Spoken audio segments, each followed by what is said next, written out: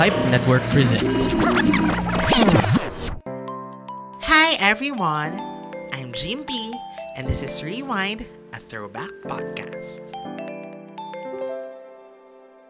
Hello everyone, welcome again dito sa Rewind, a throwback podcast, and we are on our anniversary season. We have to repeat that over and over again every episode. Wala lang, gusto ko lang ibida na anniversary. So magkakasama na naman tayo, and syempre sabi ko nga sa inyo, special lahat ng guests natin and topics for this season dahil anniversary natin. And kasama natin isa sa mga rewind icons na tinatawag ko. Kasi merong stars. Ito yung mga artista na nagbida sa mga parang pa-rewind shows, mga pa-throwback. And then yung mga icons, ito na ang mga talagang dapat na binibigyan natin ng spotlight. Kasi sila yung madalas nasa behind the camera, pero nakaka-happy nga ngayon kasi nabibigyan na rin sila talaga ng avenue to promote and to share yung mga stories about their projects. And isa na doon, ang pinaka-favorite ko at pinaka-love ko, estudyante pa lang ako, love ko na siya. Lagi ko na siyang chinichika sa social media. Ang gumawa sa karamihan ng mga Precious Hearts romances natin sa TV at mga ilang pang iconic shows before and after that. We have Direk Theodore Ted Boborol. Hello, Direk Ted. Hi, Jim P, and thank you for having me sa show mo. Siyempre, rewind. Rewind icon pala. Lakas makatanda. Lakas makatanda ng rewind, but it's an honor to be here and shoot. O hindi naman matanda. Basta icon for me, yung talagang may mga iconic at tumatak na, na nagawa. And hindi naman ma-deny direct, nakasama kayo doon. And thank you also for saying yes sa akin. Kahit ilang, parang nasa wedding tayo, kinukulit na kita, di ba? Oo naman, kasi parang parang nung nagsa-start ako sa showbiz, hindi pa ako director at hindi ka pa nasa PEP, kilala ko na yung pangalan mo dahil ikaw ang isa sa mga icon din, mga rewind icons sa mga social media forums na nagko-comment palagi sa mga shows sa local TV. Direct, naalala mo yung may form spring ka na usong-uso, tapos doon mahilig magtanong. Lagi ako nagtatanong doon, pero anonymous. Nakakahiya kasi dati, di ba? Pero ngayon, ang saya-saya. So, direct ngayon, babalikan natin, ang i-rewind natin ay ang iyong TV career journey. Although, mostly centered talaga doon sa pinakamahaba mong naging show na anthology/umbrella series, di ba? Na mag-uusapan natin mamaya. Pero, before that kasi, ang saya-saya nung nalaman ko na ilan pala sa mga favorite shows ko noon, kayo ay kasamang gumawa. Pero, paano ba talaga nag-start, Direk, ang iyong TV career journey? So gumraduate ako sa UP Diliman nung, talagang naging rewind nung year 2000. Ang course ko ay BA Broadcast Communication, pero wala talaga akong kilala from the networks. So, parang hindi ko alam kung saan ako makakakuha ng trabaho. So, ang ginawa ko, lahat ng job fairs, inattended ko. And then, siguro maswerte kami kasi nung year 2000, nagkaroon ng job fair ang ABS-CBN. As in, ginawa nila dun sa dating, wala na siya ngayon, parking lot na siya ngayon, pero dating building siya ng Studio 23. Tapos, yun, so, may mga job booths, lahat ng departments ng ABS nandun. So, syempre, nagpasirok sa ng napakadaming resume. Lahat, sabi ko, kahit anong trabaho at kahit anong department, mapatunayan ko lang na makakapag-work ako sa TV or film industry. So, lahat yon pinasahan ko ng resume. Pero, maswerte ako dahil nung nandun na ako sa Star Cinema booth, pagkapasa ko ng resume, in-interview ako agad ni Miss Tammy Bejerano. Siya yung parang creative manager ng Star Cinema that time. I guess nakakita siya ng similarity or commonality namin. Like, she's from Zamboanga City, I'm from Zamboanga del Norte, and then pareho kaming nag-aral sa UP. So, in-interview niya ako agad, and then hindi ko alam kung para saan siya. And it turns out it's for the Research and Concept Development Unit of Star Cinema. So, parang ngayon kasi tawag sa kanya CDG na Concept and Development Group. Pero kami yung first batch ng Research and Concept Development Unit ng STAR kasi ang kaibahan niya sa CDG, kung yung CDG, yun yung parang nagbe-brainstorm ng mga ideas for films. Yung Research and Concept Development Unit, magre-research muna kami ng real-life stories. And out of sa lahat ng mga na-research namin, magpipitch kami kung ano yung pwedeng pampelikula. So parang yun. Tapos, so yun, that was my first job sa industry, but that was for film. It's a film industry kasi Star Cinema siya. Naging RCD research creative assistant, researcher. Researcher pala ako. So, researcher Yeah. for 6 months. And then, meron kasing parang tinatawag na creative assistant. Yun yung assistant ng creative manager. And then, siguro nakita, I don't know kung ano nakita nila sa akin. Siguro dahil madaldal ako or what have you. Pero bigla ako na-promote as creative assistant after 6 months. Parang ano pa naman siya, parang ano pa siya, ano tawag doon? Yung ine-evaluate ka pa. Yung parang gano'n, kung magiging full-time Mm-hmm. ka. So this was year 2000, and around this time, yung ang trabaho ng creative assistant is basically to assist the creative manager, and that means like every time na merong mga brainstorm sessions, kami yung nagsusulat ng minutes of the meeting, of the brainstorm session, nanonood kami ng rushes, nagko-comment, ganun-ganon. Eh around this time, yung Star Cinema, they started parang venturing into doing TV dramas. So Mm-hmm. alam ko, nagsimula ito nung college pa ako, yung sa Sandaling Kailangan Mo ko. Wala pa ako sa Star Yes. noon. So I think that was a successful drama series. So ngayon, iniisip nila na baka pwede na tayong gumawa ng soap operas.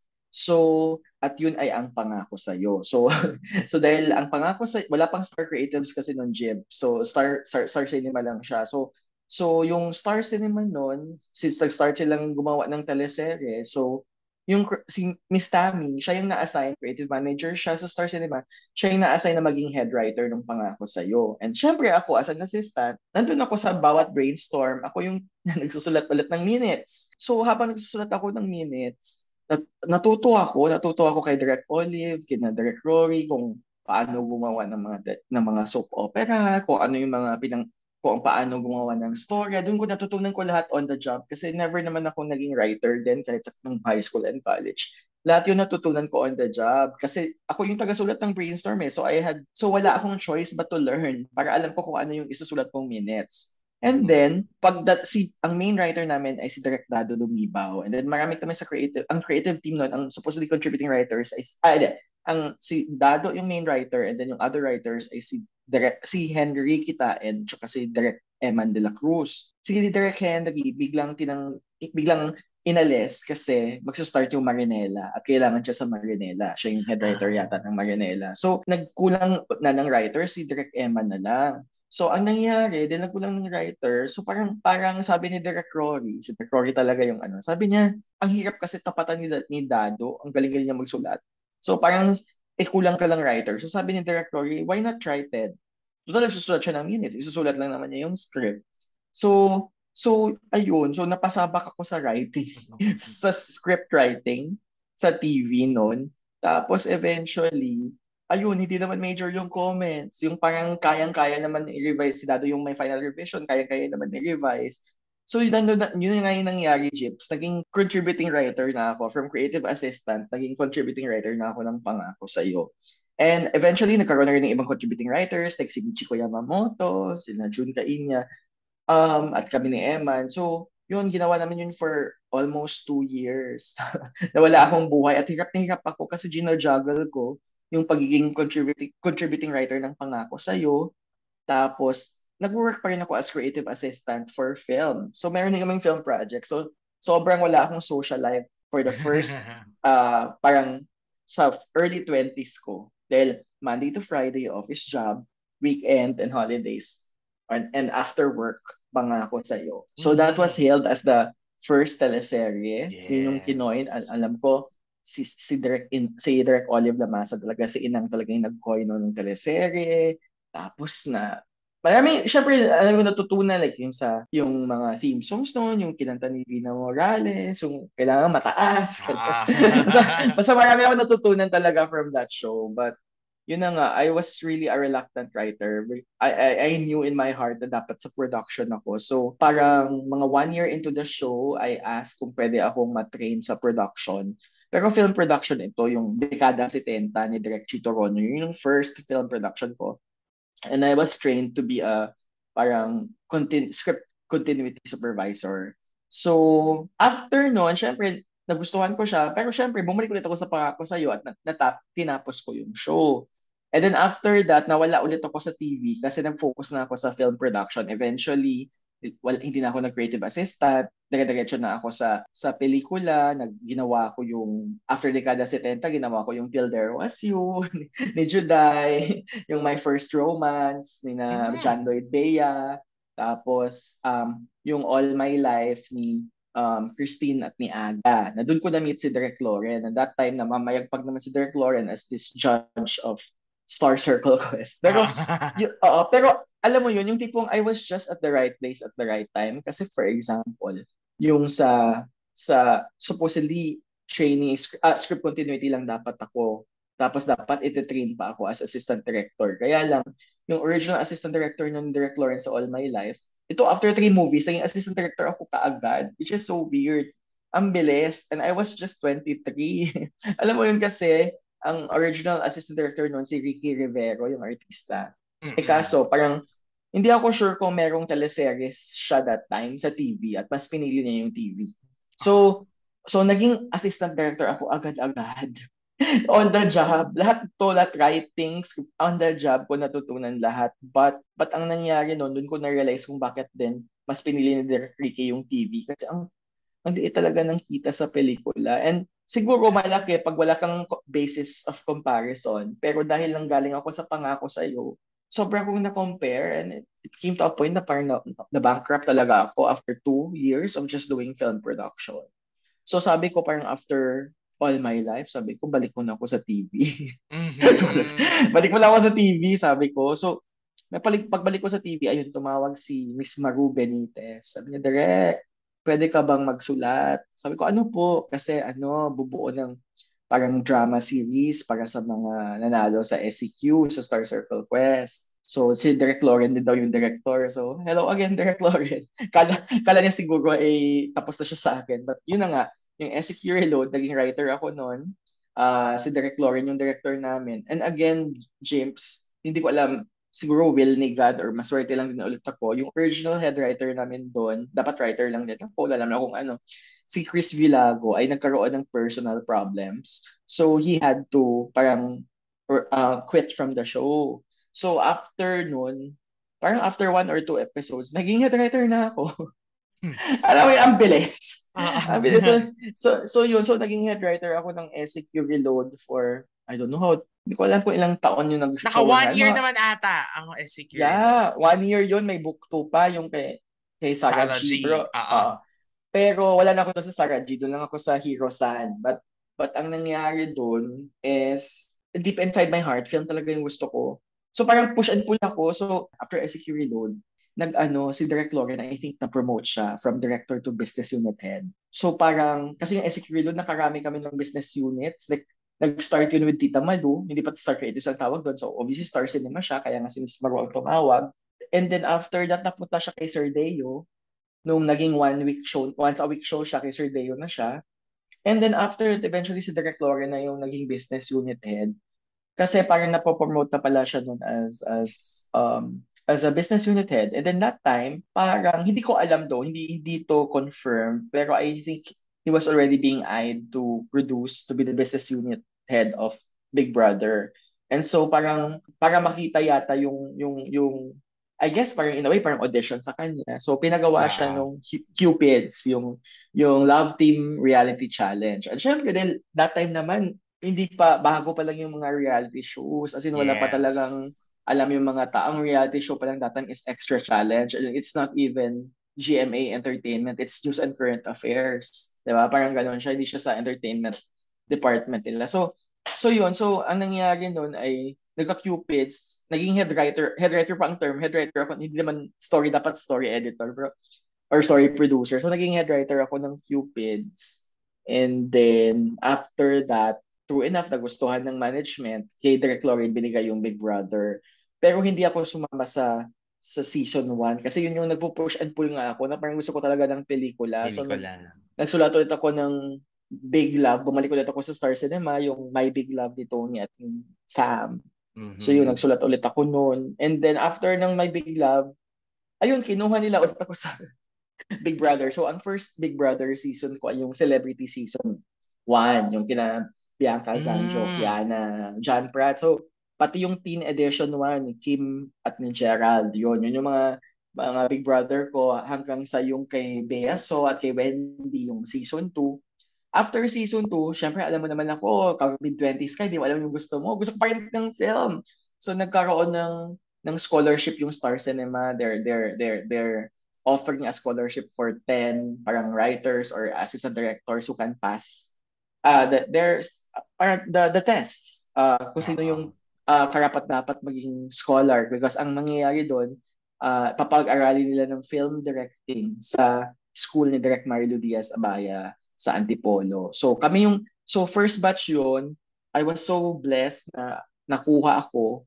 Sorry, nakapag ano pa pala ako, Pinoy Dream Academy Season 1. After Pinoy Dream Academy Season 1, umalis na naman ako sa TV dahil nag-aral ako ng film for 2 years. And then, so wala akong ginawa talaga nung 2 years na yon. And then, after ng 2 years kong pag-aaral ng film, wala namang nangyari sa film directing career ko at wala na naman akong pera. Ayun, ginamit ko na naman ng TV. Naging naging writer ako hindi. So, yeah, nag-graduate ako ng film, pero may requirement tong 2009, which is to do a short film. So, ang ginawa, at that time, si Direk Loren namamayagpag na as business unit head sa Big Yes. Brother. And then, parang nasabihan siya na maybe you can also do dramas na.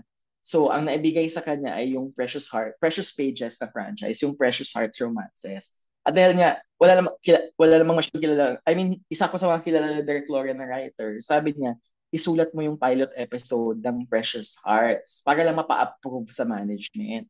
Para green light, di ba? Kailangan mabasa mo na ng management yung script.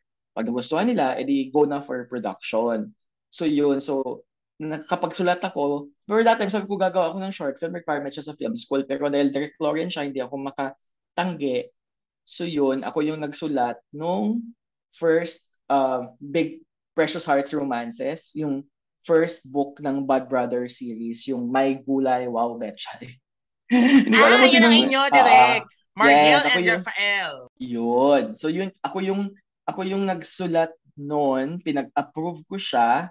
Tapos nung napa-approve siya ng management, si Derek Cathy Garcia, yung first director ng Bad Brother series, nag short film na ako. So yun Ah. pala yun. So nawala ulit ako sa TV. And then hindi na nga ako nakailang drafts eh. Parang ang sinulat ko lang na script is yung para mapa-approve into production. And then after that, nag-short film ako for my film school requirement. And then after that, wala ulit nangyari sa film directing career ko. So, ang ginawa ko, bumalik ulit ako sa TV. Bumalik ko sa Big Brother. Yun na yung Melason Mm. season, Double Up. And that's my last, I'm story editor pala yung role ko sa Big Brother. So, that's my last PBB season, yung kay Melay. After that, nagkaroon ng series of piratahan. Kasi parang marami na pirata from Big Brother because that time Big Brother was so big and alam ko parang may isang network na parang gusto na nilang mag-create ng parang reality show, parang department. Hindi na sila aasa sa parang news and current affairs or something. So may mga napirata. Isa ako sa inofera ng posisyon. Tapos syempre nakakalula kasi times 2 yung TF, tapos pwede kang maging director. Kaya lang, una-unahan lang talaga yung gyms. Naunahan talaga sila ni Direk Loren. Kasi that time, si Direk Loren, tuloy-tuloy na nga yung Precious Hearts, kailangan niya ng creative manager sa drama department niya sa business unit niya. So, ang nangyari noon, sabi ko dun sa nangyarata sa akin ko, sayang. Sayang. Naka-oo na ako. Pero marami silang napirata, but ang nangyari doon is nagstay ako with Direct Loren. So I became a creative manager of all the parang drama programs of Direct Lawrence unit. And it so happened na lahat ng mga pinoproduce nila ay mga Precious Hearts Romances pages. So kung yung Bad Brothers ay parang ano lang siya, parang hindi siya long series, right? Ah. Nag-start na rin silang mag-produce pag nung ano ko is nag-start silang mag-produce ng mga long series at yung pinaka Seasonal. seasonal. So yung pinaka seasonal talaga nila na in-start is yung pinaka long form talaga nila na series is yung Christine na napakasikat sa Precious Pages. Yung Precious Hearts Romances presents Christine ni Denise Laurel at ni Rafael Rosel at ni at Christine. ni Zanjo. Ah. So, CM lang ako noon. Pero parang in a way, reunion namin ni Direk Rory kasi siya yung director. Tapos writers ko doon, sina Rose Colindres, sina Arden Condes. Ano ba ako? Parang ganon. So, eto na naman ngayon. So, ang laking utang na loob kay Direct Rory kasi nung in the middle of doing Christine, nagkaroon siya ng dengue. So, ang Okay. nagkaroon siya ng dengue. Eh, ang kaisa-isang director lang nun is si Direct Rory. Tapos yung second unit niya, si Direct Richard Arellano. So, nangangailangan ngayon ng isa pang director. So, syempre, ang kinuha sana ni Direct Rory is syempre yung mga galing star na nagde-direct na. Sina Direct May Cruz, si Direct Cathy. Kailang datay may ginagawa na yata yung dalawang pelikula sa Star Cinema. So, hindi sila pwedeng ibigay for TV. So ayun, si Direk Rocky ulit. Why not Ted? Katulad ng ginawa niya sa akin sa pangako sa'yo. After 10 years, why not Ted? So, yun. So supposedly, ang ano doon, ang plano sa akin ni Direk Loren is that time naman kasi si Direk Loren, may youth-oriented show siyang binubuo, yung Good Vibes, starring yung sila James Reid, yung Teen Clash housemates. Ang plano dapat ni Direk Loren Ah, sa akin doon is mag-AD ako sa kanya doon while he's training me to be a director. And to 2011 pa yon. Pero nung 2010, naging director na ako ng Christine. Tapos ang nangyari, parang siguro maswerte ako nagustuhan, parang na ano naman, pumasa naman, naging regular director na ako ng Christine. So dahil naging regular director ako ng Christine, parang in a way, na-train na ako. So yung good vibes, ang nangyari doon, hindi na nangyari yung na tinrain pa ako parang na in person in Direct Lauren. Ang nangyari lang doon after Christine is yung Good Vibes kasi iti-template lang niya, mga first few episodes lang siya, tapos si Direct Nico Hernandez na dapat at isa pang director yung magpapatuloy. So ako na yon, kami ng dalawa ni Direct Nico Hernandez. So yun Good Vibes. Habang nag-CM pa rin ako nito, creative manager pa rin ako sa yeah. unit niya. So, yun. And then eventually, ang nangyayari talaga doon is dahil konti lang yung mga director. Every time na kailangan ng, kahit na CM ako, eventually natanggal din ako or nawala rin ako as CM. Kasi ang nangyayari, hindi na talaga ako nakapag-CM work. Kasi nagde-direct na rin ako dahil nagtuloy-tuloy eh. I don't think na plano nila na maging director ako agad-agad. Yung parang ilang months lang ako mag-CM. Naging, like every time na may nire-release na mga Quickilegs ng Precious Hearts and parang Yes. parang pinapasalo ako lagi kasi usually ang nangyayari is may parang main director and yung main director na to ay sobrang may pangalan and then eventually mga next few episodes pag hindi na siya ako yung sumasalo kasi laging excuse since CM naman ako alam ko yung mangyayari. So yun, ganun yung nangyayari. Kaya nahihiya ako sa IMDb ko parang puro Precious Hearts romances. But ang totoo niyan is sumasalo lang ako. Ang first soap opera talaga na talagang ako talaga yung nag-start at ako talaga yung main unit director is Angelito Batang Ama. Of Yun talaga yun. Oo. course. Yung the rest, yung Precious Hearts, dalawa kami dyan or ako yung naging main director after umalis yung pinaka first na nag-template. Parang ganun. So yun, tapos Angelito Batang Ama, and then after Angelito Batang Ama, Analiza, yun Mm-hmm. Kay Direk Ruel Bayani na yun na business unit. After Analiza, finally, after ilang years kong pagpapapansin sa film, napansin na ako ng Star Cinema. So, na-offera na ako ng film. So, noong 2014, ginawa ko na nga yung Just the Way You Are ng Liz Ken na pinalabas noong 2015. And then tuloy-tuloy na before the franchise ended. Charot. Yes. Alternate ako ng film, TV. Yun.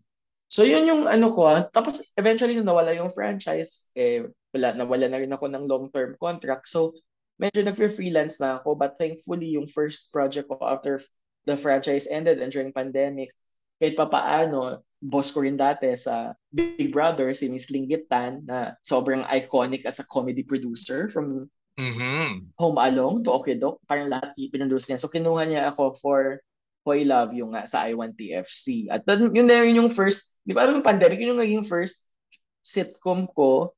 And then, ang next offer, first of movie naman outside Star Cinema, yung Tin Can, ay comedy ulit, yung The Entitled. So, nahanay naman ako sa comedy after Oo. nung ano. Pero yun, so yun naman so far, ang dami kong kinuwento, wala kang tanong, Char. Hindi kasi Yun, direct, Junsheng. dire-diretso at ang ganda-ganda nung journey mo. As in, talagang journey siya.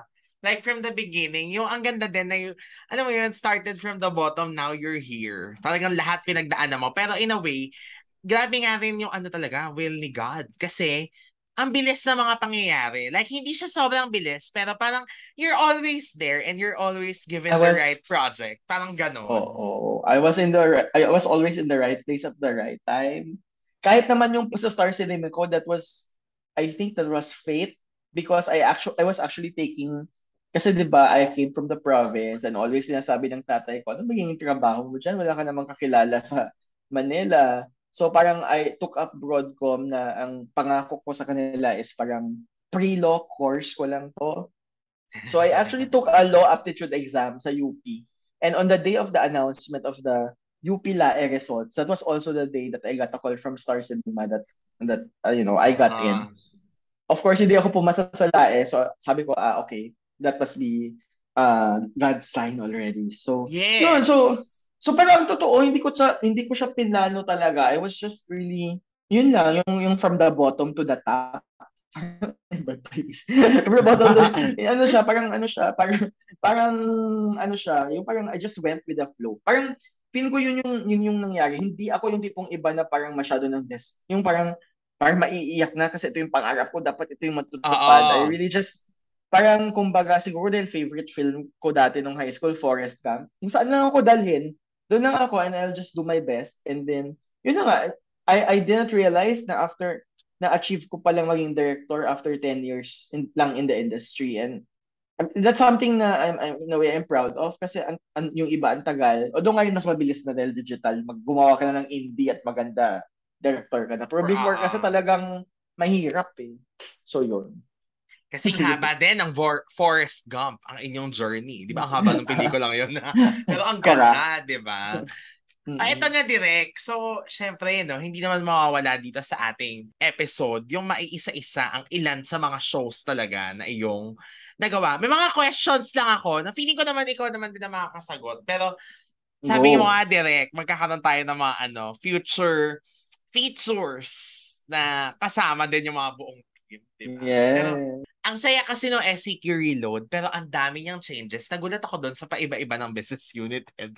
Parang, parang yan Mm-mm. ang one of the few shows na iba-iba ang humawak. Oo, kasi ang nangyayari kasi noon, I think there was like really a huge pressure sa show because we replaced the time slot of Meteor Garden. And Meteor Garden was a very Ayan. iconic show. It's a very high rating show. This is so weird kasi Meteor Garden then, or yung ratings ng Meteor Garden is almost 30%. And for its time slot, that's really, parang that's prime time levels na yung Ah, rating na yon. So, nung nag-SQ reload and we only got like parang mga 18 to 19%, that was a letdown. Of course, eventually, as time goes by, ma-realize mo na yung 18, 19, yun pala, pataas na pala talaga yun sa time slot din. Meaning, kasi usually pala sa time slot yung 12 lang, 13 gets so yun, yung parang ganun siya to 15. So, that yun yung mga, yan yung 18, 19, yan yung mga ratings sa mga sikat na shows ng PTV Patrol ah. slot. Gets so yun, pero that time, dahil ang pinanggalingan namin ay Meteor Meteor Garden. Garden. And then I think that was also the time na number 2 ang ABS-CBN. Medyo may panic mode lahat. So yun, so from a soap opera, it became a once a week youth-oriented show. Grabe And then talaga nung yun. tapos nung naging once a week youth-oriented show siya, yun, si Sir Deo na yung may hawak, hindi na Star Cinema. Yun. And then nung nag-season 2, I think si Direk Loren na yung business unit head nun. Pero Grabe, wala na kayo oo. nung Sarah G season. Yeah, because I think I was already preparing for Cupids.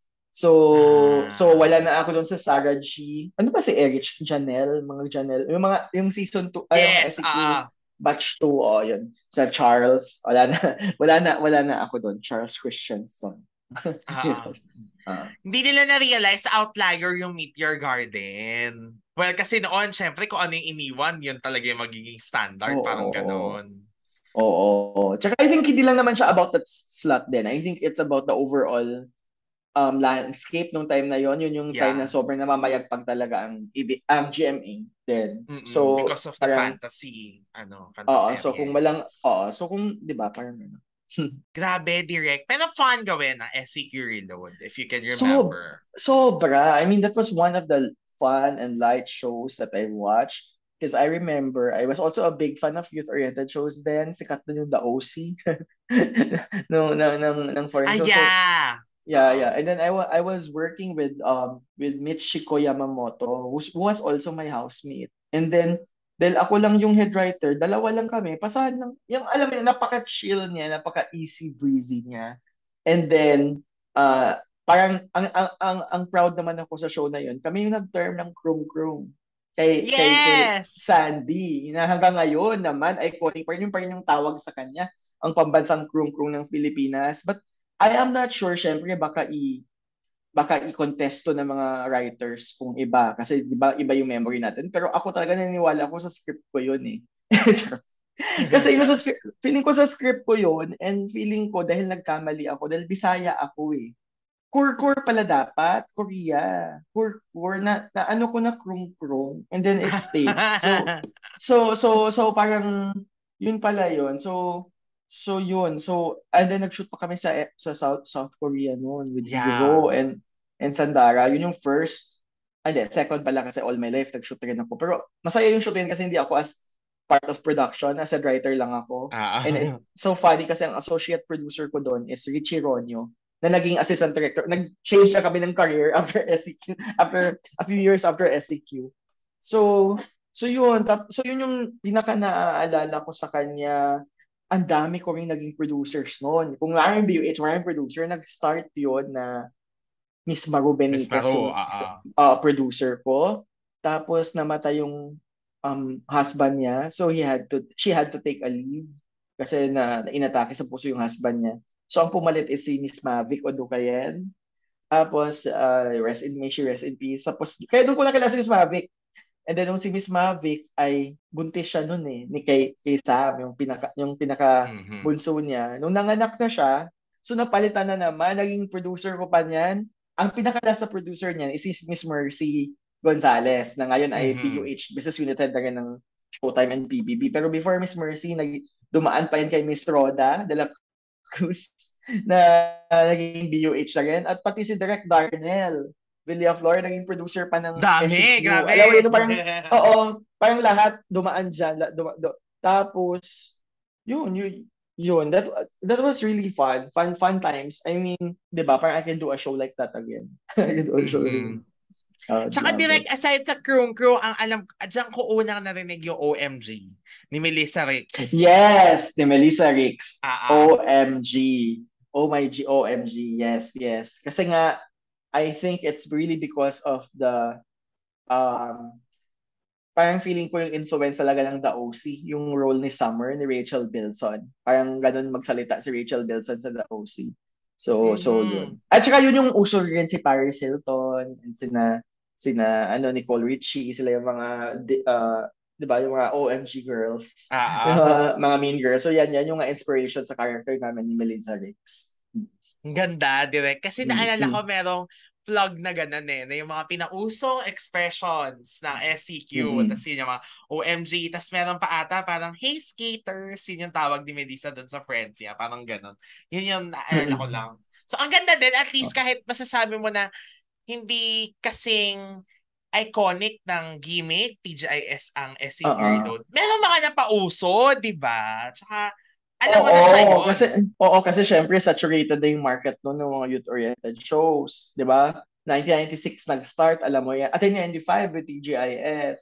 And then Ah. nagka-gimmick, nagka-Berks, nagka-gimmick, nagka-click. So by the end of mid-2000s, parang sawang-sawa na yung mga tao sa youth-oriented shows. But yeah, I'm still proud of that show because of course it launched the career of Hiro-san, Jorox, and Melissa, na eventually became lead actors of their own Yeah. teleseries.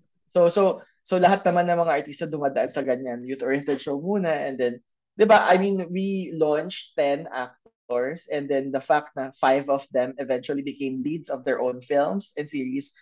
Ang taas ng batting average na yan. Hindi lahat Correct. sa, 'di ba, sa mga youth-oriented show or sa mga young and some series, hindi minsan isa lang dyan yung magiging bida or dalawa. The rest Mhm. ay, 'di ba? So yun. And even Neri was a strong support. Michelle Madrigal, eventually Michelle. namayagpag din naman sa GMA. Ang hindi lang natin nakita na lang talaga si Errol tsaka si RJ. Although masaya naman na sila ngayon sa kanilang non-showbiz. As Joseph Life. Bitangkol, naging bida ba for a while. Correct. So yun ang SC Kirilo. Tsaka na natin yan lengthy discussion kapag kasama mo direct si Michiko. Wow, kinlame O ko si na, di Eman. ba? Oo. At ito talaga, favorite ko to. Inabangan namin to dati talaga. Ang dami rin nangyari dito from Monday to Friday, na iba ng time slot, naging weekends din.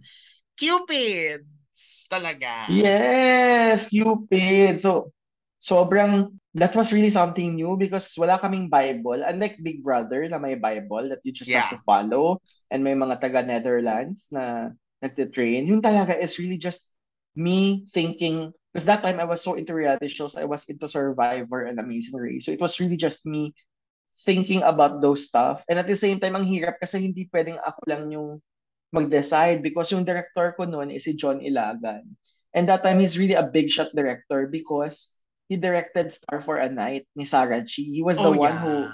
who launched Sarah G in Star for a Night. So, ang dami rin niyang, mas more of sa music siya. So, marami rin siyang ideas. Of course, bata rin siya ng director. So, yun, ang masaya sa kanya din, wala siyang template kung anong maisip namin, go, go, go. Hodgepodge of anything that we saw from Amazing Race and Survivor and what have you. Pero proud ako doon kasi trivia, Direct Adolf Alex was one of the writers of Cupids. Mm. Direct Adolf Mm-hmm. Alex and kasama writer din doon, syempre business unit head na rin ng PBB, si Marcos Vinuya. And I'm so proud because I was the one who hired him. Kasi magkalaro na kami sa isang fantasy game sa Survivor sa Pinoy Exchange. but we were org mates in UP, but he's 2 years younger.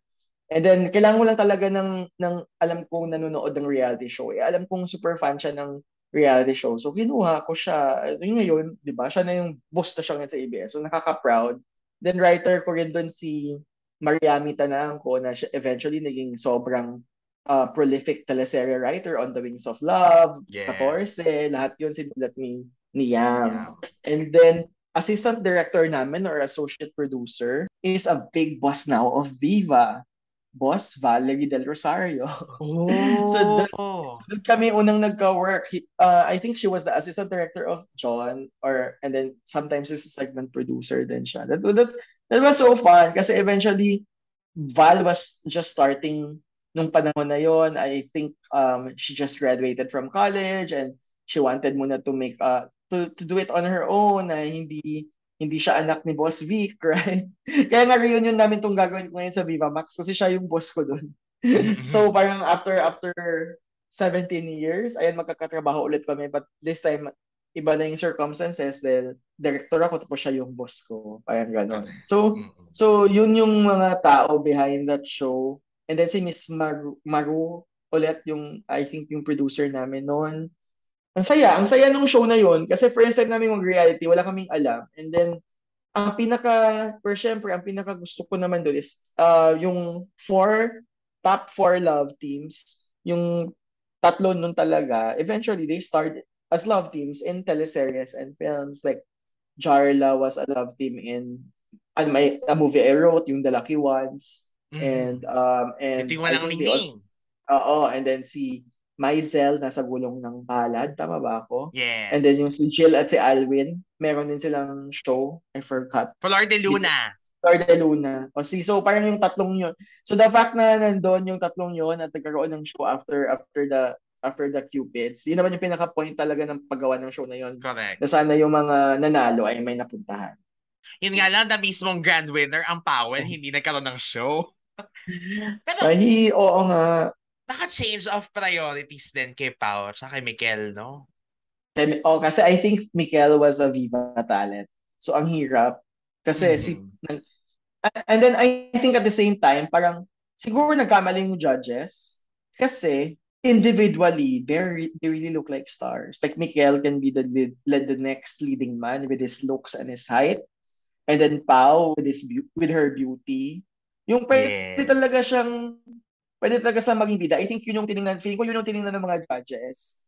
Not realizing that this is a love team search. This is not, like, siguro kung SCQ ito, sila yung rightful winners because they look like stars. individually. Pero since it's a love, baka hindi na lose sa mga judges na love team search ito, yung may chemistry dapat yung tinitingnan. So, sinong favorite mo talaga sa kanilang lahat, direct, out of all the eight? Kasi like every time na we do a challenge, may na-assign sa amin ng artista. And kami ni Val, nung nag-Hong Kong challenge sila, hindi nanalo. Na-assign kami kay Pauline tsaka kay Gia. Ano yung love Yes, team niya nun? Gian. Pao G. Oh. Pao, doon kami na-assign kita wala silang chemistry in real life. Mm. Doon kami na-assign ni Val. So, syempre, kung kanino ka na-assign, mas nandun ka nagkakaroon ng connection kay Pauline at kay Gian. Tapos, ang mga na-remember ko talaga, andun si Andrea Torres, by the way, a very Yes. young Andrea Torres. And then, she was just 14 that time. And then, itong mga nag-stand out sa akin, mga naalala ko talaga na behind the scenes, si John Wayne, yung mga din, si Carlo Aquino, na halos lahat ng girls may crush sa kanya. Siya yung gusto kalabtin. So, ang swerte ni Lahat ng girls Vane. doon. Oo, na super crush si Carlo. Yun. Tapos, pero alam ko talaga na, tapos yung Rocco Twins, no? Napaka-charming. Hindi pa marunong mag-Tagalog. Yung dalawang Rocco Twins, si Felix Rocco, tsaka si Isabel Blasey. They're so funny. And then, kasi si Dominic Roque kay Adriano, no? Oo. Andrea Dominic, di Siyempre. ba? Tapos si Isabel. Pero syempre yung nasa top 4, yun talaga. Sila talaga yung alam kung bakit sila nag-top 4. Especially yung 3 na nagkaroon ng roles. Kasi si Pao at saka si Miguel, di ko maintindihan kung bakit. Kasi hindi rin naman sila nag-uusap masyado noon. Pero yung tatlo, yung Jarla, yung Close sila. naging sila pa nga yata after sa tatlo. Yung tatlong yun, naging sila pa yata after the show. Jarla, Maizel, and Jilwin. Lahat yun ay naging magjowa. Naging magjowa after the show. Pero ako Mm-mm. direct, Powell lang favorite ko nun eh. But pag inisip nga, baka kaya favorite ko sila kasi gusto ko si Pau, gusto ko si Mikel as Mm-mm. them. Oo. But kung love team Kasi, nga, oo. Kasi, alam mo, siguro they were not really just given a chance. Like, feeling ko sana, I don't know what happened kasi I'm just part of the show but I don't know what happens after the show. Like, I don't yeah. know what are the factors. Kasi hindi ko rin maintindihan bakit hindi sila nabigyan ng project after the show. Because visually, they're really bagay. And kasi mas masa si Pao, Morena, then si Mikel, konyo, matangkad. Ang ganda at gwapo nila tingnan. So, hindi ko alam kung bakit hindi sila pinush honestly after the show. Yun talaga yung biggest Mm. mystery sa akin. Baka kung may mga boss tayong makausap or si Direct John ma-invite mo sa Cupids, yun yung pwede nating tanungin. Kasi ngayon ko lang siya naisip ko, bakit nga ba? Kasi the rest, nagkaroon ng opportunity eh. Parang feeling ko if they were just given a chance. Kasi at the end of the day naman, pag teleserye na, it's not about your personal life anymore. It's just that us behind the scenes, we know that they're not really as like close as the other love teams. Like, yes, so yun, Mm-mm. yung hindi talaga sila yung tipong naglalandian or naghaharutan compared to the others. Kaya siguro parang nagtaka ka na sila lang yung nasa top 4 na hindi ganun. But siguro dahil dinaan nila sa talent nila at sa mga exercises kaya sila nanalo. I was just hoping lang talaga na nabigyan sila ng break. And hindi ko nga alam kung nasaan sila ngayon, honestly. Si Pau is in Singapore. Ah, talaga? Anong Yes, ginagawa ni doon na Pao sa siya Singapore? naka-base. As what? Um, Married na siya? yes, married na siya with 2 kids. Meron siyang ginawang digital series na Singaporean, I think. Tas ang kwento niya, it was supposed to be for Ate Dimples yata. Tapos, minessage siya kasi parang hindi pwede si Ate Mm. Dimps doon. And then, si Pao, alam niya na nasa Singapore. Mm-mm. So, yun yung naging referral, parang ganon. Tapos, nakabalik si Mm-mm. Pao. Pero, meron siyang Ah, full-time job. I forgot which. Pero, na-interview ko siya eh. Tapos, I think financial something or, si Michael? Mikel, no Oo. idea. Oo nga, no.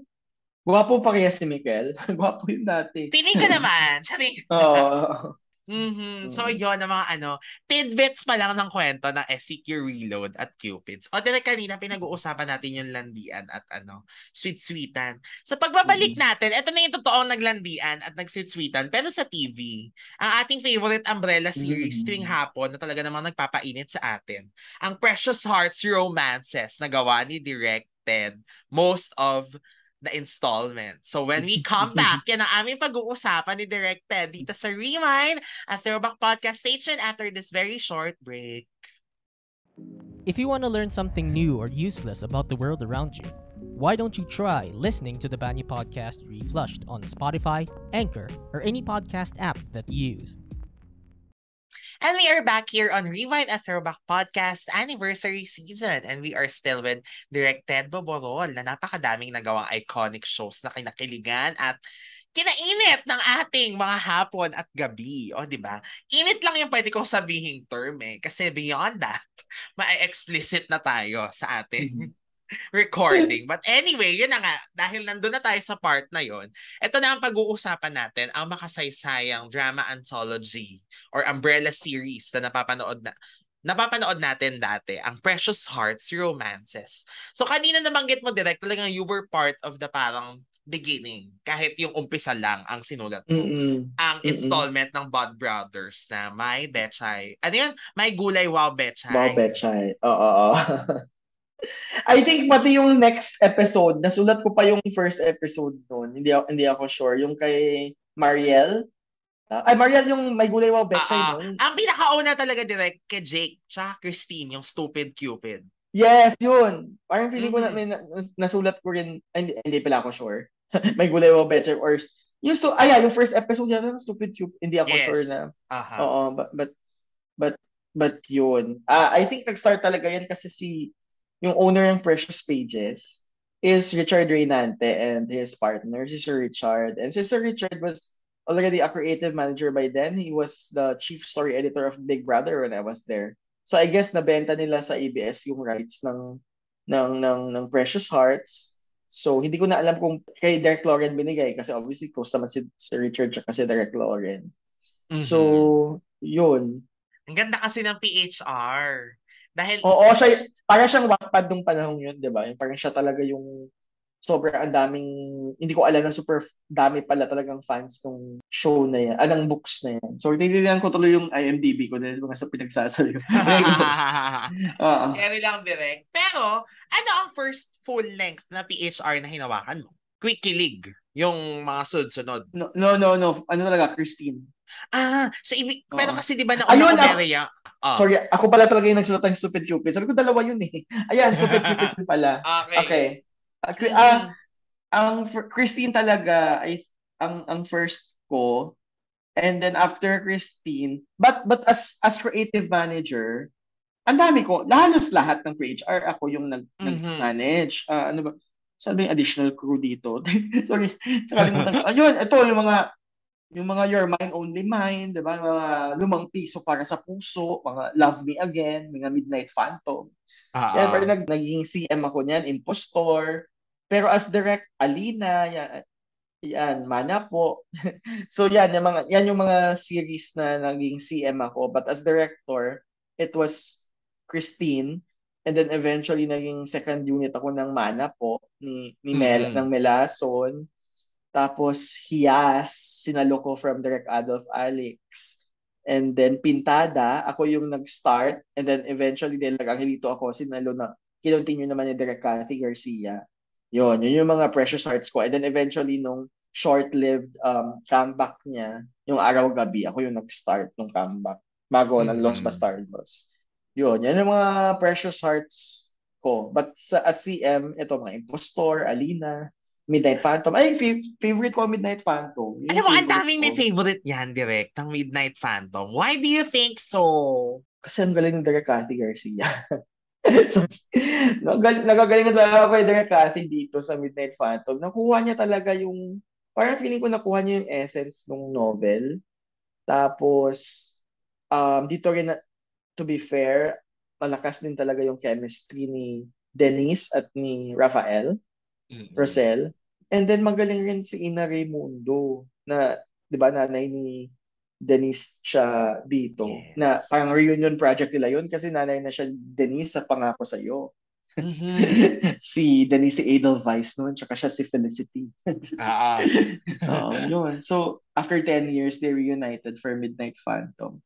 So, I think yung chemistry nila na napunta pa sa Christina. Di ba sa Christine, dapat Sancho and Aa naman talaga yung bida. Pero sobrang ang daming nahook sa Raffles. Until, Yun. Mm-mm. until Yeah. kailangan umalis si Denise sa Yes. Christine. Correct. Oo. So it was an order that you read the books as creative manager. Of course, we have to read the books.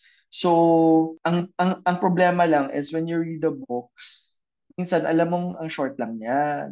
Kaya nga nagkaroon ng WikiLeaks kasi parang hindi siya kayang long, 'di ba? Mm-mm. Tapos yun namang mga kayang long, after a while, parang kailangan mo talagang gumawa na ng mga ibang subplots or ibang stories para mas humaba siya or else madaling ma-solve yung problem. Correct. So yun, so parang pero yun, yung nakikita naming long form talaga is yung Alina, yung Impostor, yan, Christine, yung kaya-kaya talaga nila mahaba. The rest, parang quick-kiligs lang talaga sila. Mm-hmm.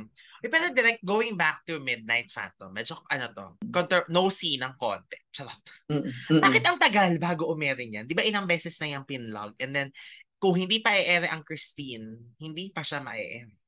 Kasi, I am not sure ha, kasi nagsimula to Midnight Phantom nga na hindi pa ako CM eh. Gets mo yun? Oo. Yung parang na-shoot na siya, meron na. Kasi ang original director ng Midnight Phantom ay si Direk Connie Macatuno, na director ng Broken Marriage Vow. Oo. Siya talaga yung nag-start nung show. Hindi ko lang alam. So, yun yung, nung pumasok ako, yun na yung pinapanood sa akin, yung mga na-shoot ni Direk Connie. Ang hindi ko lang alam is, sorry, hindi ko alam kung tama ako o mali ako. Basta yung, either si Derek, huwag niyo akong i-quote, dalawa, Huwag kasi na hindi to ko direct. maalala. Pero Hindi, ano, hindi, hindi, off hindi, the na, hindi, record. hindi, hindi naman siya off the record. I think may ibang ginawa yung original director and then kailangan tapusin mo na niya yung ginawa niya. Kasi ayaw, parang wag naman nating ibigay sa iba. Hintayin na lang natin siyang matapos dun sa ginagawa niyang project para siya pa rin yung magtapos. So I think that's Derek Cathy. Si Derek Connie nag-start, tinuloy ni Derek Cathy, and then Derek Cathy had to shoot. I'm not sure if it's a John Lloyd Sarah, one of those blockbuster movies. And then parang Derek Lauren decided na parang let's just wait na lang for her to finish the movie. Parang yun yung naalala ko sa kanya. Oo. Mm-hmm. Basta we had to wait for the director. Yun yung sure ako. Hindi lang ako sure kung Derek Cathy or Derek Connie. But alam ko si Derek Connie nag-start and then tinuloy yung Derek Cathy and then we had to wait for Derek Cathy. Parang ganon. Parang Oo. ganon. Oh, so ganun pala ang ano nangyari sa Mm-mm. Midnight Mm-mm. Phantom. Pero at least 'di ba Mm-mm. kahit long delayed, everybody Mm. loved it. Yung parang nabitin pa Yeah. nga sila na ang ikli lang. Ako rin nabitin ako. Pero siguro na ang gusto rin ka sa kanya, yung direction nilang dalawa, ni both Derek Connie and Derek Cathy, parang hindi TV direction. Parang nag-single camera setting sila. Yung alam mo Mhm. hindi siya pick-pack. Yeah. Tsaka yun, may roughness ka nun, and then dun din nagsimula ang JM Chari. Ay, correct. Oo nga. Kasi naalala ko si Chari, hindi ko siya kilala. First time ko siya nakita nun, sabi ko natutuwa ako sa character niya, yung the ditzy friend. Mm-mm. Nakakatuwa siya. Oo, si Chari. Yes, kaya nagpatuloy sa Alina. Hanggang sa nag-Angelito na talaga. Correct. Mm-mm. Direct, ano ang ano mo? Ito na lang, favorite na mga eksenang nagawa mo as, or nabasa mo as CM? Kahit ano lang, from the PHRs. PHRs. Sorry, mas moments kasi like sa Midnight Fun. Go. Ang naaalala ko sa kanya talaga is yung first meet up ni Denise at saka ni Rafael. Ano ba ako sa Midnight Phantom? At saka yung revelation ng secret ni Ina Raimundo. Kung, Yeah.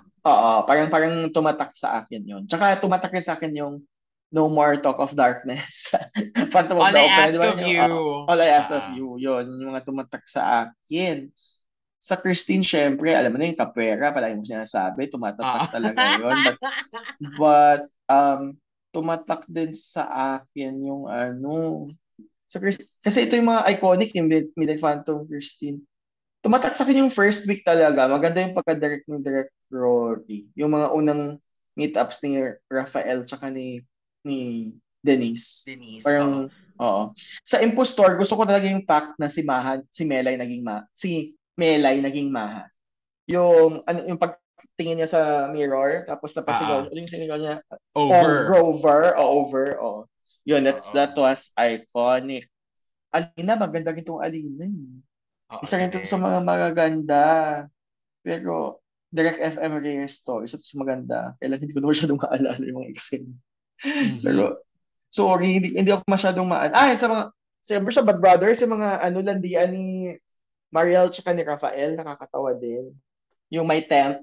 Oo. Pagkagising, may morning wood. Ako yung nagsulat nun eh, napaka-iconic nung Ay, ginanere ko ni yeah! Oh my Cathy, God! Correct. nakakatawa. Mm. Kaya nga, Yung direct. Christine, Ah. yung Christine, syempre ayaw ano kasi ako yung nag-direct pero natuwa, alam ko talaga pinag-usapan kasi isang episode 3 beses nag-sex si Zancho at saka si Aa dun sa yung after nilang kinasal na umulan sa beach, nag-sex sila, tapos nag-sex ulit sila sa kubo, tapos nag-sex ulit sila the morning after by the beach. Tapos parang at that time hindi ko siya at that time syempre talagang sobrang oh my God, I'm directing love scenes. Parang nabubunog ko na ito dati. Tapos nung pinalabas na siya, hindi ko in-expect na isang episode lang siya pinalabas lahat. So parang feeling ko parang buti na lang late night time slot. At saka buti na lang, na-shock din ako kung bakit hindi nagreklamo yung MTRCB na parang tatlong love scenes. Hindi sila nagreklamo. And then I found out na kasi after marriage, after kasal naman. May ganun pala.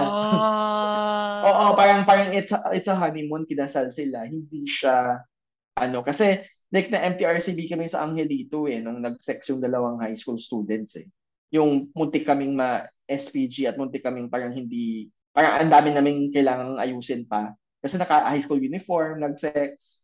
Di ba? Parang gano'n. Tapos sabi ko, Oo. parang ano ko is wala nga akong pinakita doon, kamay lang na naghahawakan. Yung walang-wala talaga nakita compared ko sa Christina, sobrang naglaplapan talaga and what have you, nang sumakay. Oo, Ah. na, di ba, parang gumanon pa talaga. Pero, yun pala yun. Kasi nga, ang nasabi is, kasal naman kasi yung dalawa. yung sa yung Mm-mm. sa Angelito ay una, minor sila. Pangalawa, naka-uniform sila. Pangatlo, premarital sex. Yun. Sabi Oo, namin, correct. yun. Mm-mm. Tapos nalaman Mhm. ko na, hindi ko alam kung totoo to, pero nalaman ko kasi syempre, nung pag-start ko ng Christine, talagang dinirect ko kaagad love scene si Charmaine Suarez tsaka si Eric Fructoso. Tapos napaka-wild pa Nakakalok. nun. Ah, Napaka-wild pa nung mga nagugulat ako. Yung mga laplapan na Valerie tsaka ni Zanjo, Abangs Garcia. Pero, ang sinabi sa akin, ano ba talaga yung formula para hindi kayo ma-censor sa MTRCB for TV. Dapat daw, 3 exchange lang daw sa lips. Tapos ikat mo na to other shot. Hindi ko alam kung totoo yun. Hindi pa yung sumobra daw ng 3 yung 1, 2, ah. 3. So, yun Ewan yung ko- mga naalala ko doon. Oh my gosh. Pero yun nga, direct. Dahil napunta na tayo sa pag-shoot ng no? Love Mm. scene. So, gaano siya ka-tricky for you? And, ay, hindi. Bago mo sagutin yan, ang original na, una muna dapat na magandang prelude, was it a must for a PHR? Because in the books, we all know, di ba, na kukuha na Yeah. naman yun yung sa yung kay Mariel at Rafael, yung may Bechay. Doon ko sinabi na, sinabihan ako nung pinsa ko, ba't ka ba nanonood yan? Alam mo ba na pag yung mga libro niya, nakabasa ako niyan, may mga biglang ganyan-ganyan, kasi bagets pa ako. Nun sabi ko, ha? Ganun ba yun? Ang tingin ko lang naman, inosenteng love story. Aba, nung pinanonood ko na, ay, oo nga. May mga hawakan. Ganun. Keme. Ganun, ganun kasi sa libro. Isang chapter talaga. Tapos para siyang Mills and Boons Harlequin na Tagalog na yung babae, POV ng babae, yung sensuality niya na discover niya. Ganun talaga. Pero syempre, parang siya, in a way, parang siyang Bridgerton. Diba? Love story naman talaga siya, pero alam mong puro, or Emily in Paris, love story, pero maraming love Cherries. scenes. Oo, Ah. so ganun talaga siya sa libro. Kahit ako nung sinulat ko yung Stupid Cupids at yung 'Di ba yung sa Stupid Cupids, meron din yun eh, yung parang may nahawakan siyang flashlight, di ko maalala. Or sa Aparador ba Ah, yun? Or whatever. yes. Parang gano'n, may Biglang ano gano'n din. pala. Oo, chuchu na pala niya. So, so, so, syempre sinulat ko yun. First time ko magsulat ng gano'n, kaya naaaliw lang ako na, ay, pwede pala. Kasi syempre, before that, nahahanay naman ako kahit hanggang ngayon sa mga teeny bopper. So, first time kong Oo. pwede ako magsulat ng ganun and then mag-direct ng ganun. So, but yeah, I think that's really the formula of Precious Hearts. Kasi pag wala talagang ganun, pag walang love scenes, it's not Precious Hearts. Hindi yun yung, hahanapin din yun ng viewers. Kasi mas grabe pa nga sa libro eh. Tapos, nandun na, tapos yun na yung tipong nagkaroon na rin siya, eventually parang siyang super nagkaroon na ng formula na lahat ng mga babae. I'm sure sa panahon ngayon, hindi na siya papasa sa mga politically correct. Kasi, di ba yung parang kailangan yung mga girls, yung push-up bra, Oo. yung may cleavage talaga dapat. Tapos yung mga boys, nakasando. Or kung may or kung nakapolo, hindi nakabotones yung polo. Oo, correct. Di ba? Sa Christine, yung mga hindi nakabotones, yung mga, parang naging formula na siya. Doon nagsimula yung mga ganun, yung mga PP shorts ng mga girls, yung palaging ganun, tapos palaging may shot ng parang male gaze na nakatingin sa babae, tapos sumuslow mo yung bidang lalaki, tapos Oo. sumuslow mo yung bidang babae. Parang sa pintada. Actually, gusto ko rin yung pintada. Parang gano'n siya. Parang naging... So, kaya nabansagan siya na hindi ko alam kung censorable, i-blip mo na lang. Yung sa teleserye. Kasi ano, parang siyang gano'n eh. Parang... Actually, pero yun naman eh. Ang ano naman doon is, hindi naman siya, kahit na gano'n siya, at the end of the day, pag tinignan mo yung story, it's still a love story. And yung Mm. values naman ng girl, hindi naman siya dahil, yung parang in a way, parang depende kung saan mo siya titingnan. Pero ako mas tinitingnan ko siyang progressive. Kasi after showing mga teleseries na kailangan yung mga bidang babae ay virginal, hindi walang alam sa sex. So yun yung or di kaya yung parang napaka-prude or yung parang tipong parang robot na yung mga babae dito in a way sa ironically sa mga precious arts na to napaka-empowered nila and they know what they want Mm-mm. na yung sensuality nila they really parang express it yung parang yung sexuality nila na feeling ko in a way nagbe-break ng in a way pag inanalyze mo sana may nag-thesis nito makakita kang hindi mo to wala to dati sa mga TV series parang ganun. Yeah, oo. Mm. Kasi hindi open nga sa sensuality and Mm-mm. ano. 'Di ba? Si Yes. Juday sa Maria Clara, balot na balot eh. parang it came to a point na talagang ganyan pa ba talaga magbihis ng mag yan ba talaga manamit yung mga probinsyano, 'di ba? Palaging palda tapos parang short t-shirt, 'di ba? Ganun, Ah, ganun lagi pag bitang babae. Pero nagsimula rin correct. naman yung nawala sa ano rin naman, sa Christine, sa Pangako Sa'yo, nung pina-white commission Yeah, naman ng si Christine Hermosa. pero grabe nga direct yung Cristino. Yun na nga. How was it tricky naman for you to shoot yung mga mismong eksena? Like example, sabi mo, una mong ginawa, Oo, Charmaine oh, Suarez and Eric Fructoso. Eric Oh my Fructos. gosh! Tapos yung description pa sa script, wild sex. Oh my gosh, nakatulong naman doon, Jips, yung mga college at high school ako na usong-uso yung mga ST at saka mga TF films. Kaya Yeah. lang, sobrang ano ka kasi syempre si Charmaine Suarez yung mga bida. No? Parang yung mga pelikula sa Eric, ano, yun yung ginagawa ng kabataan nila. But, you know what? Kailangan pang professional kayo. Hindi naman siya dapat titillating when you shoot it. You always Oo. put it in the context of the story. And then at the same time, there's lots of rehearsals. Lots of, Oh. kasi syempre yung camera, kailangan alam mo kung saan yung placement, blocking, saan gagalaw yung mga artista, paano sila mapunta dito from dito kung exhibition na pala ito. Parang rin siyang action scenes, kailangan choreograph. Kailangan sabihin mo sa kanila na after 1, 2, 3 na halikan, hindi kaya technical siya, 1, 2, 3 na halikan, lalagay mo yung kamay mo dito or bigla mo siyang bubuhatin or Gets mo yun? Ano ba yun? Whether paharap or patalikod. Charot. Lahat Mm. yun ay kailangan i-rehearse ng tama na may damit at whatever. Para pag shoot na, alam nila kung saan sila gagalaw. Kasi one wrong move, sayang naman yung kissing nila pag hindi makita sa camera dahil sa angulo. Dahil hindi nila na-hit yung markers nila. Yun Correct. naman yun. Mm-mm. Pero syempre nung first time ko na yun, kailangan I have to really like parang make a straight, tama ako, kailangan straight face ako kasi minsan Oo. natatawa ako. Kasi ko, ano nagagawa ko? Kasi talaga Mhm. ganun eh. Kasi sa description kasi sa book, di ba, like, hindi lang ako mag-mention ng name. Like, may isang teleserye akong sinabi na parang ang description sa book is pagkagising ng girl, nakita niya yung parang morning glory nung guy. And medyo na ano siya, na taken aback siya. Kasi, di ba, di gano'n naman yung ano, parang bakit parang natatempt ako. Parang gano'n. Oo. Tapos, syempre, di ba, yung kailangan mo na talagang sabihan na, syempre, hindi naman pwedeng ipa-morning glory mo talaga yung guy, di ba? So, kailangan may ilagay ka na something para naman, parang kunyari may morning glory. Lahat ng yun talagang straight face Oh ka. my God! So Oo. Mm, shucks! mm, Ang mm, tricky, mm. Direk. Alam mo, parang ako hindi ko kayang gawin yan. Yung ginawa Kailangan mo. So, talaga ang na. galing mo. You are so brave. Kaso si Miss, yung producer ko, nung nakita niya, ano ba yan? Masyado bang malaki yung nilagay niyo?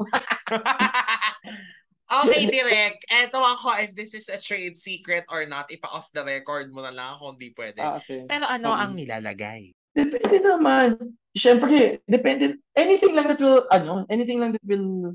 Magiging na, prominent siya, ganon. oo. Siyempre sa mga Seiko films, ang palaging sinasabi, Isla Bakara. Oo.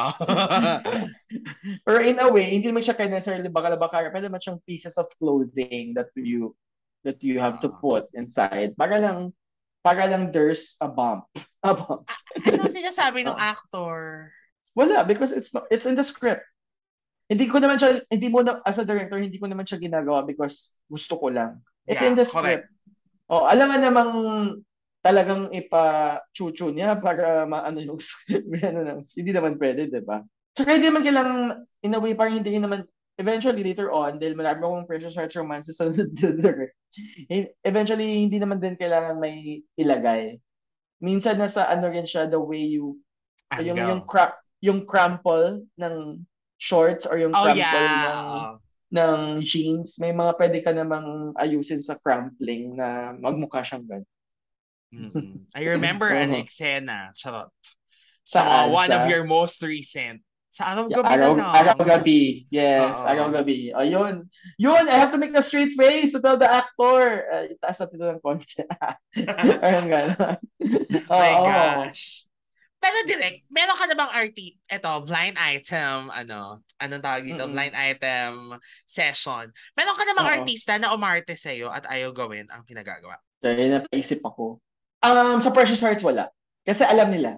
Usually yung mga artista sa Precious Hearts, pag hindi nila gusto at hindi nila kaya, sila na mismo yung kusang hindi tinatanggap or hindi natutuloy. Like, alam ko kasi katrabaho ko siya sa Hoy Love, si Roxanne Ginoo, dapat part siya sa Bad Brothers, di ba? Yeah, oo. Pero hindi niya kaya yung hindi niya kaya, ayaw na niya magpa-sex. So nag-back out na lang siya. So usually gano'n naman. Yung mga ganong klaseng ayaw gawin, ironically, yung mga kissing scenes sa mga pelikula. Pero hindi na ako mag-mention ng name. Ayaw Oo. ng kissing scene, di ba? Mga ganon. But Mas in THR, ever ready ang mga wala, artista. kasi alam naman, aware na yung mga actors before it's offered to them that there are really Actually, going to be scenes like that. Siguro yung iba, kung blind item siguro, pero hindi ko siya na-experience on my own, na yung mga naririnig lang ako, na parang, surprisingly, hindi babae kundi lalaki. Yung parang, ayaw na niyang palagi siya naka-boxer shorts. Parang ganon. Yun yung naano ko. so at least direct, wala namang umarte sa'yo. Kasi kung meron, oo nga naman, alam nila kung anong pinasok nila supposedly, di ba? So, Alam nila yun. Tsaka nababasa naman nila sa script beforehand. Hindi naman din hindi naman ako nag-off the script na may ipapagawa sa kanila na wala sa script. At syempre, as a director, aware ka rin naman sa limitations ng TV. Hindi naman to pelikula or streaming platform na kahit ano pwede mong gawin.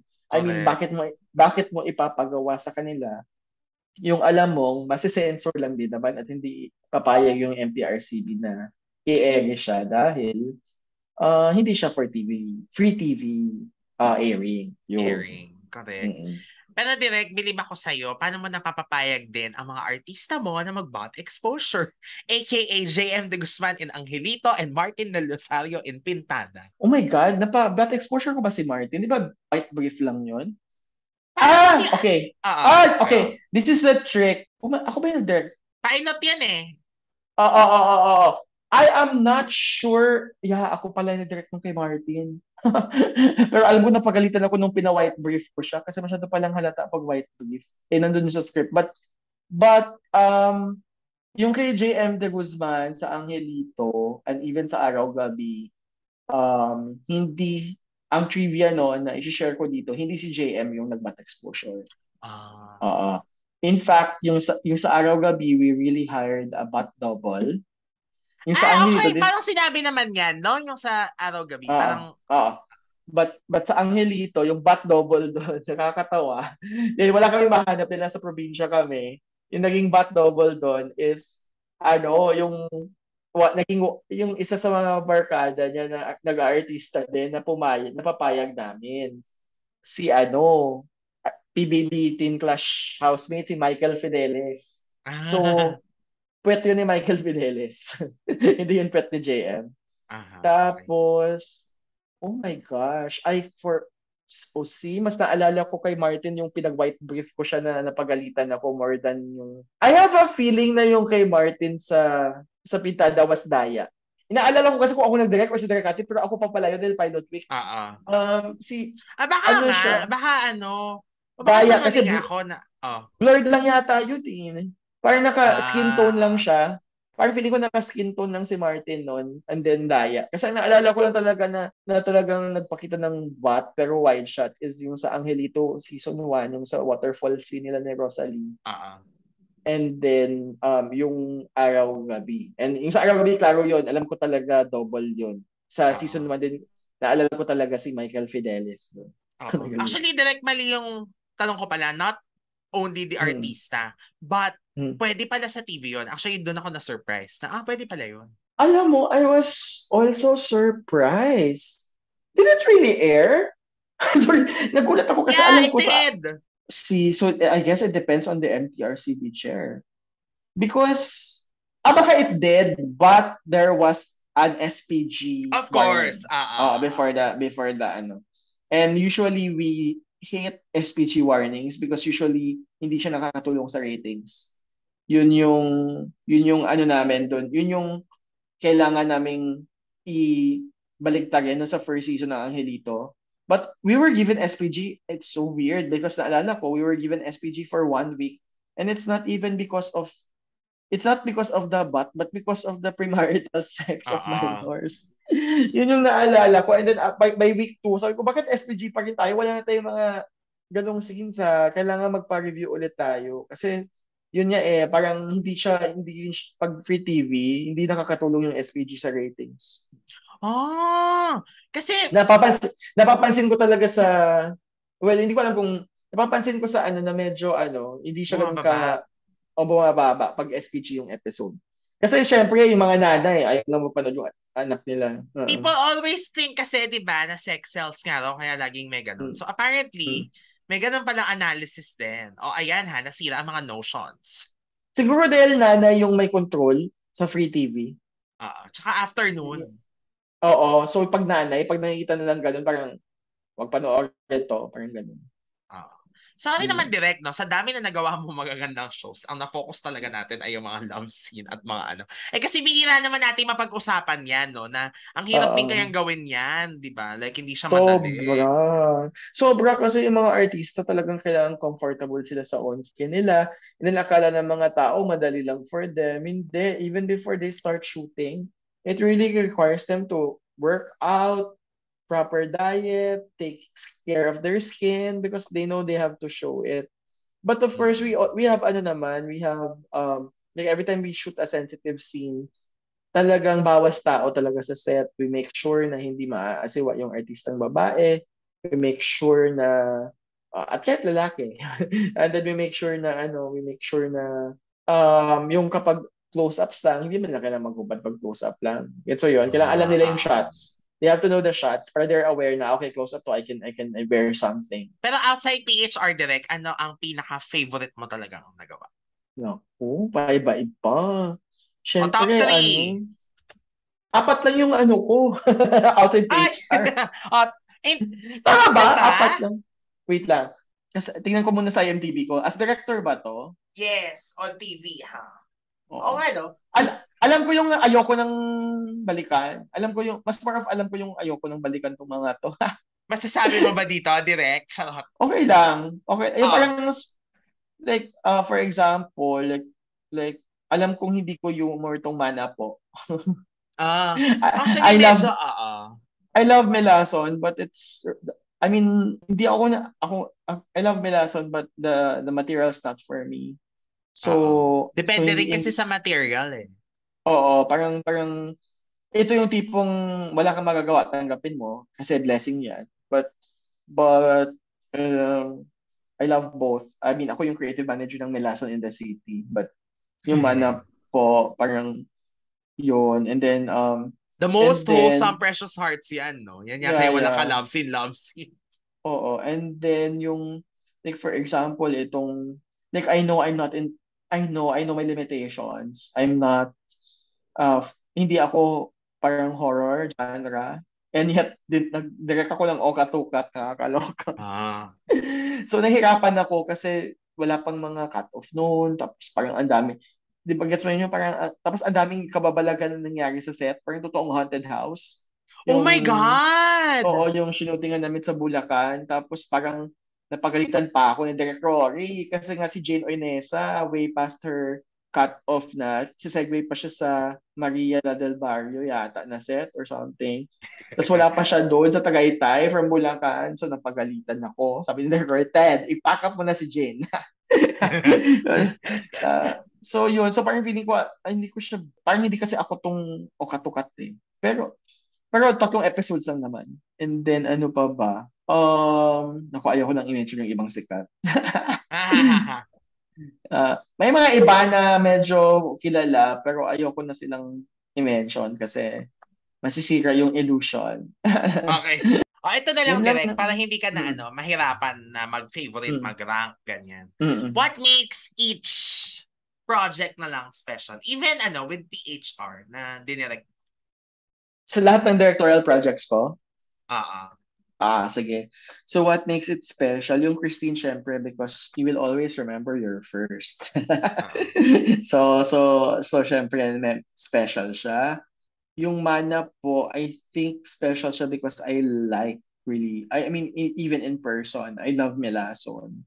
And parang feeling ko, natuwa ako na binigyan sila ng break because nag-guilty ako dun sa Melason in the City. Yung di ba? Yung pinaniwala namin sila na totoo yung mga manager, yung reality show din.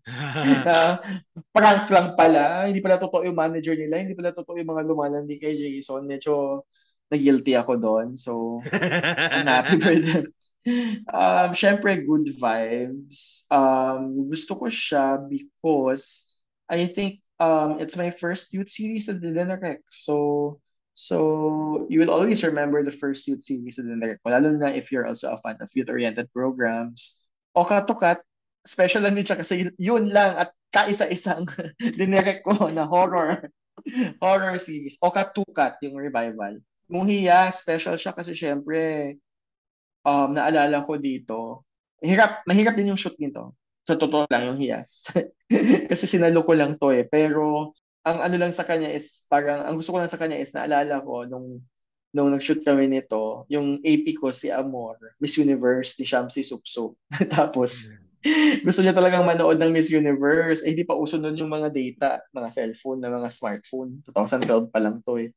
So nagpadala siya ng TV, tapos after nagpadala siya ng TV, nanood kami on the set. Tapos natatawa lang ako kasi si Papa Z nasa tabi ko. Ako nandoon, nanood kami lahat kasi si Shamsi, lahat ng mga staff nanood sa likod. Natuwa kami. 2012 ba to? And then nasa likod lang namin. 11. Nasa likod lang namin na natuwa din si Megan Yang na eventually future Miss World pala. Tapos di naman, yung Yeah. parang Megan Yang nandiyan na sa likod pero yung, ito na pala yung Miss World. Kasi, di ba yung mga pinanood namin, di naman nanalo na Miss Universe.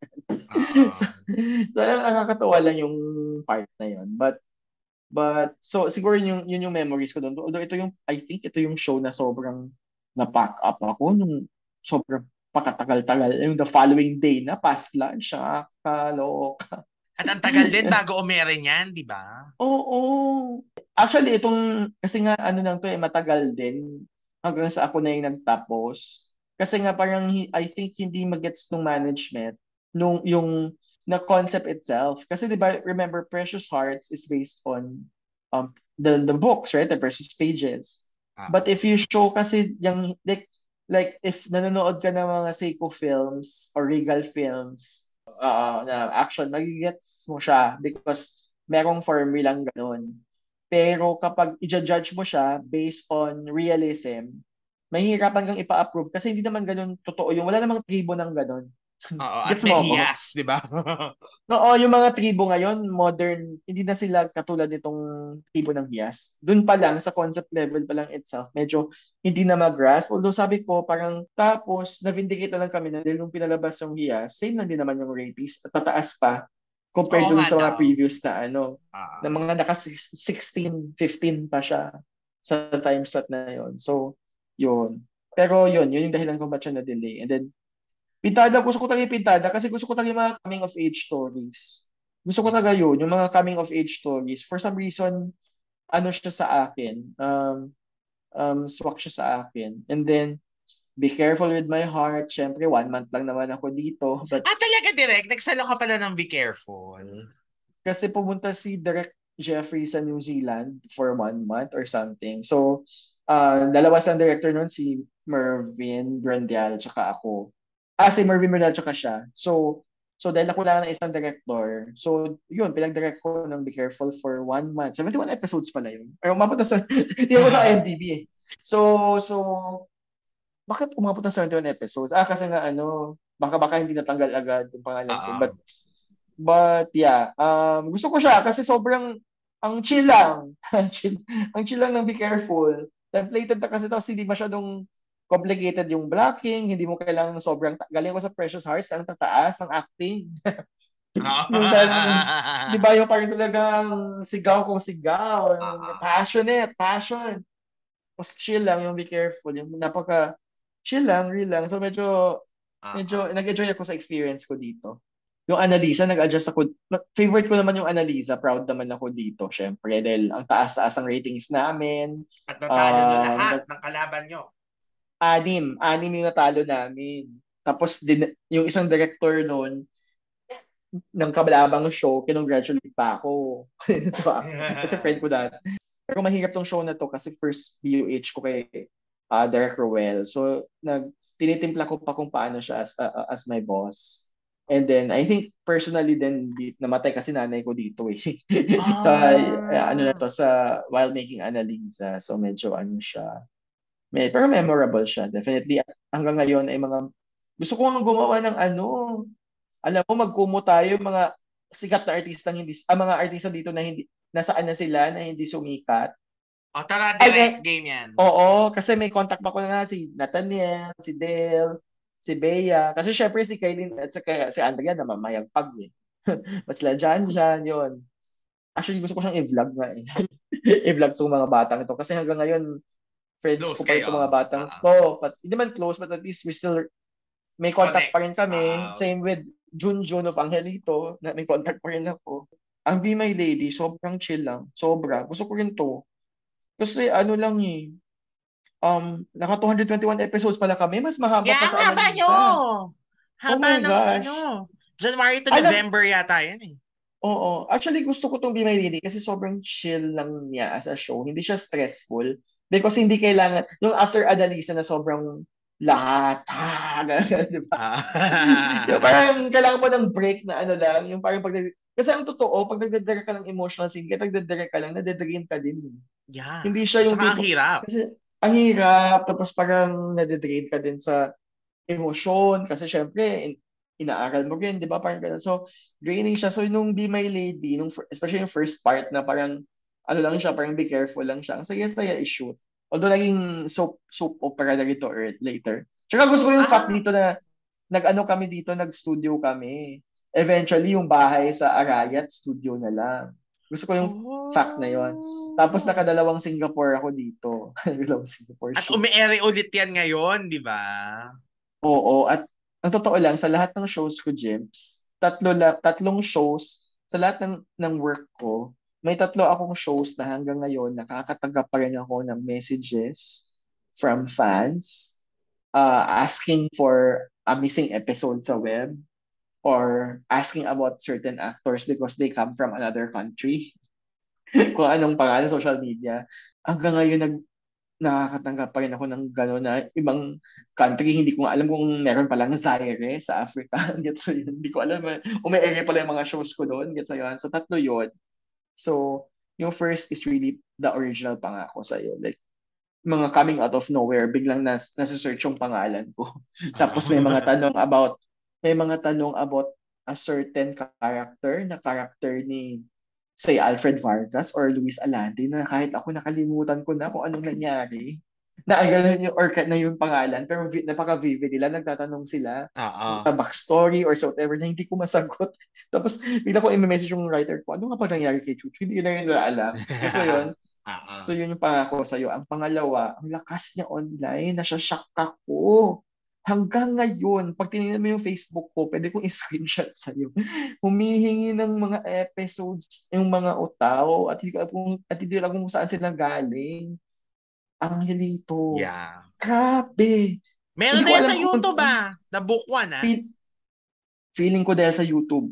Kaya nagkaroon ng renewed interest. Kasi nung inano yung YouTube, biglang ang daming nagre-request sa akin ng nasaan yung bagong yugto. And then for a while, I think and then for a while, inano yung bagong yugto, ang sinesearch sa akin na sana pag narinig to ng I Want TFC, yung episode 21. Hindi ko alam kung ano yung episode 21.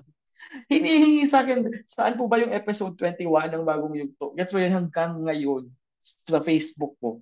Promise.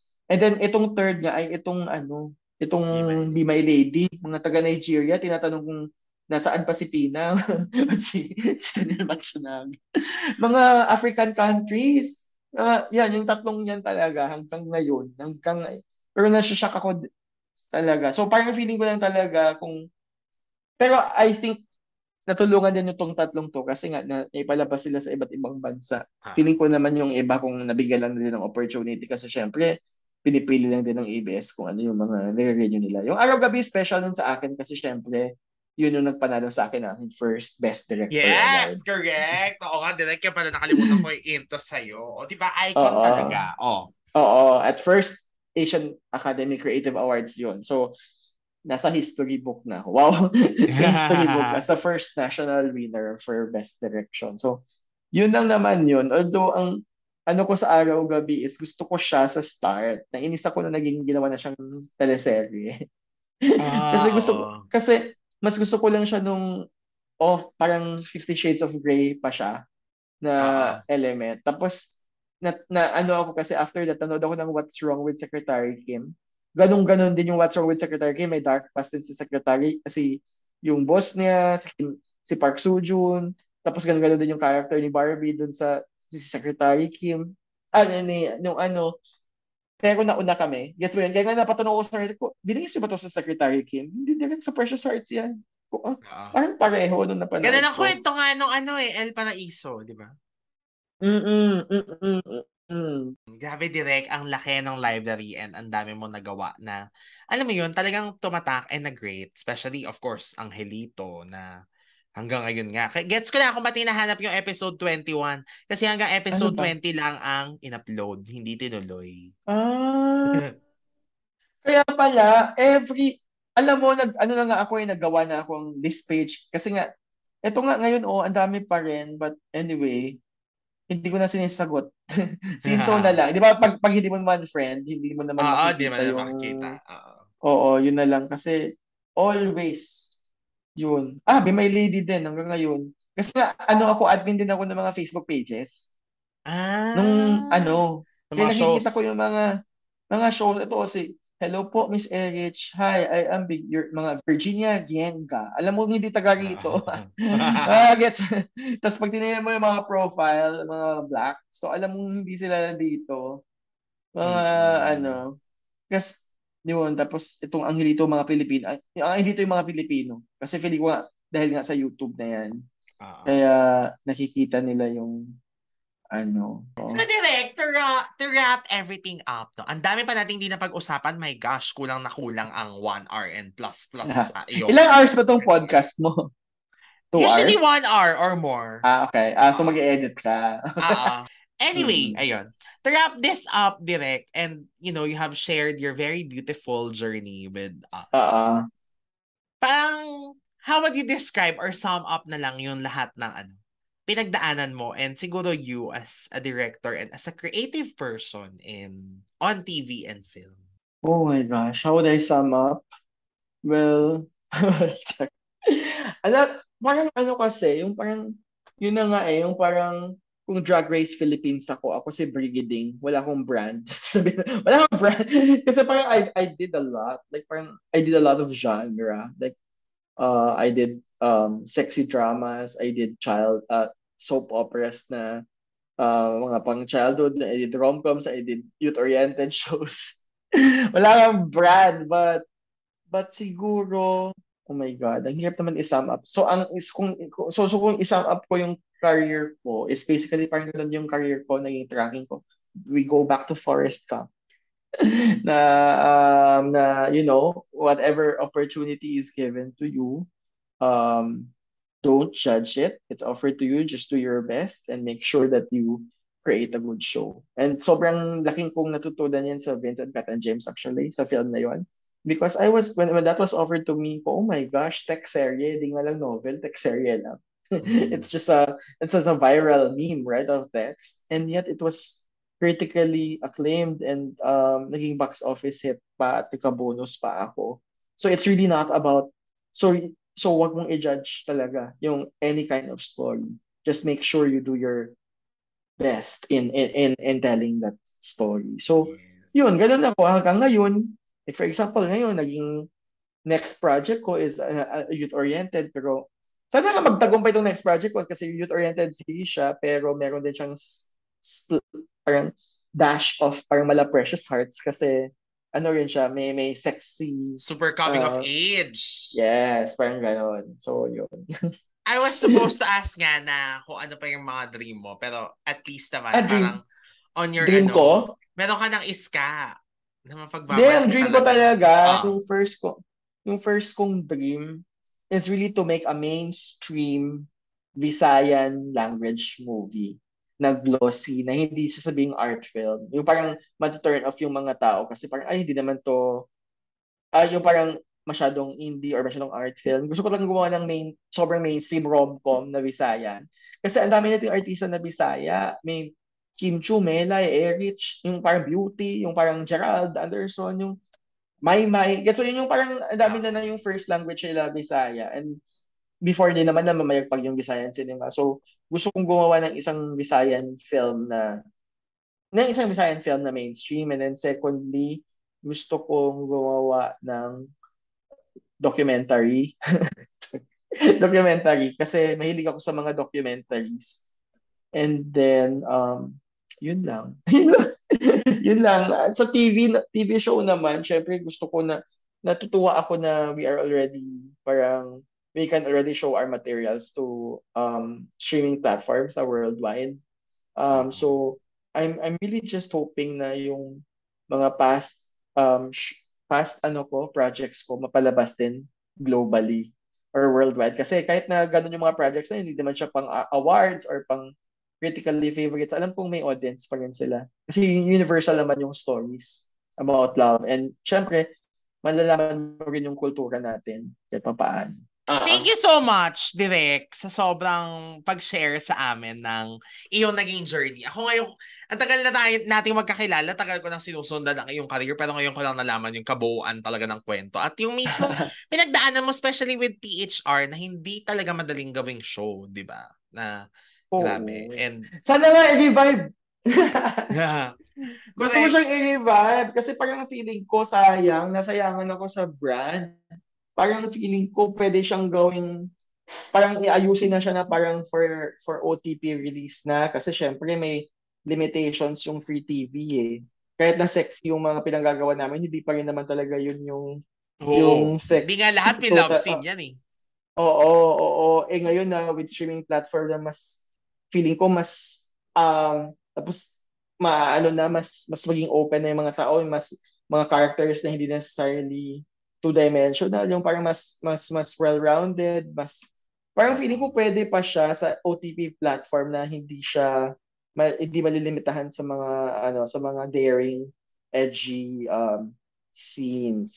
Yun. Pero Uh, thank you, Direk. And of course, thank you for Thank saying you. yes to our anniversary. And Direk, last promo. Baka meron kang parting words plus anything that you want to promote.